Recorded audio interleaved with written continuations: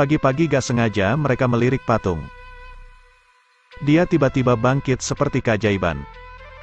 Hanya melihat dia mengguncang tubuhnya yang besar. Batu yang tak terhitung jumlahnya jatuh ke tanah. Dia membawa bulatan dunia di pundaknya. Kemudian dilempar ke tanah. Lengannya mengusir burung untuk pergi. Di sisi lain, ada keluarga yang berfoto bahagia. Tetapi fotografer itu melihat ke atas. Patung di atas atap itu bisa jalan. Dia membawa bola lalu meletakkannya. Dengan lembut ia meregangkan tangannya. Duduk di tanah mengeluh tentang kehidupan. Akhirnya tak perlu lagi membawa benda ini. Lihatlah orang-orang kecil di depanku. Mereka langsung membantuku. Punggungku sudah gatal selama 200 tahun. Ingin mereka membantu untuk menggaruk punggungnya. John berani melangkah maju untuk membantunya. Pada saat yang sama bertanya apa yang mencegah dia. Biarkan dia membawa dunia seberat itu. Karena hidup adalah sesuatu yang harus dijalani. Berdiri di samping sangat emosional. Mengapa mereka begitu kecil? Ternyata tadi malam ketika John pergi ke kamar mandi. Pancaran cahaya telah menyoroti dapur. Dia melangkah untuk memeriksanya. Dia menemukan kucing yang kaku di lantai. Namun pohon di hadapannya terus bergerak. Dia perlahan-lahan mendekat. Ternyata di dalam poi itu ada manusia mungil. Dia mengambilnya. Tapi manusia kecil itu menggigit tangannya. Kemudian ia menarik paku itu ke dinding. Melemparkan paku tanpa henti. John tidak nyaman untuk mendekat. Kemudian dia memegang gelas untuk menguncinya. Dia terpaksa melepaskan paku dan menyerah. Lewat konvensi suara pendek, sangat dengan cepat keduanya menjadi sahabat. John bertanya kepadanya, kenapa kucing itu menjadi kaku? Apakah itu karena kamu? Ternyata kucing itu menganggap dia seekor kecoak. Dia tahu cara mengembangkan sihir. Jadi John membawa kucing itu ke hadapannya. Membantunya pulih.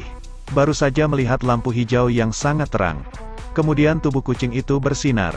Namun dia tiba-tiba menjadi patung. Keajaiban itu gagal. John harus memberinya istirahat. Bagaimana besok berpikirlah nanti. Tapi besok pagi saya tidak melihat orang mungil itu lagi. Si kecil ini sedang berendam di kamar mandi. Seluruh tubuh terjebak dalam selai kacang. Ingin membuka keran untuk membantu membersihkannya. Tapi hasil membunuhnya. Ingin memeras sabun mandi. Tapi tidak cukup kuat. Jadi John membantunya dengan lembut. Segera membantunya memeras sabun dalam jumlah besar. Dia buru-buru melompat ke dalam air untuk mencuci.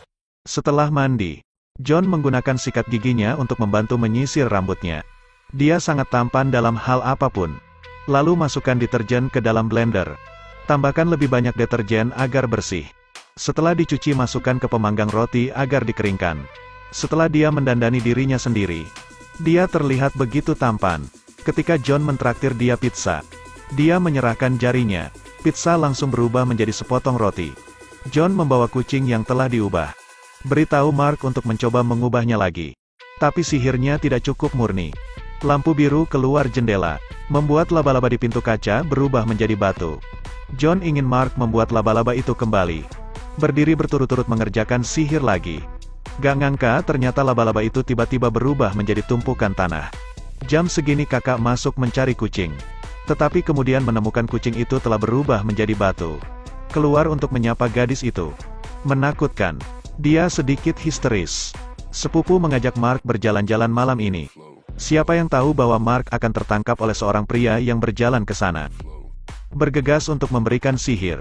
Buat dia berdiri kaku. Saudaranya memintanya untuk berbalik. Namun 1 detik kemudian ia berubah menjadi patung. Pada saat yang sama, badannya semakin besar. Akhirnya berubah menjadi patung raksasa. Sangat cepat menarik perhatian orang yang lewat. Ketika ayah pergi ke restoran untuk makan malam. Karena tidak suka makan tiram mentah, ia langsung mengubahnya menjadi hamburger. Dan makanan kakak berubah menjadi makanan yang enak. Tapi restoran tidak mengizinkan makanan diambil. Bos memberi mereka 1 permintaan. Di tengah-tengah argumen, ayah tidak sengaja menjatuhkan piring makanan dari tangan pelayan. Dan tumpah di tubuh customer sebelah. Itu sebabnya mereka terkunci di ruang gelap. Saat itu ayahmu menemukan orang kecil. Gunakan sihir untuk membuat mereka kecil. Lalu keluar dari pintu lewat bawah. Tapi kalau udah gitu kapan pulangnya? Jadi mereka mencuri mobil mainan. Mobil mainan terbang ke jalan raya. Perhatikan baik-baik, ada orang kecil di dalam mobil. Pengemudi jelas tidak tahu aturan lalu lintas. Kemanapun Anda pergi, Anda bisa menabrak sesuatu. Bahkan di lampu merah. Tapi untungnya tidak terjadi kecelakaan. Saat ini ada tumpukan kotoran di depan. Untungnya saya miring di belakang kemudi untuk menghindari itu tepat waktu. Tapi pada akhirnya bisa lolos dalam waktu singkat.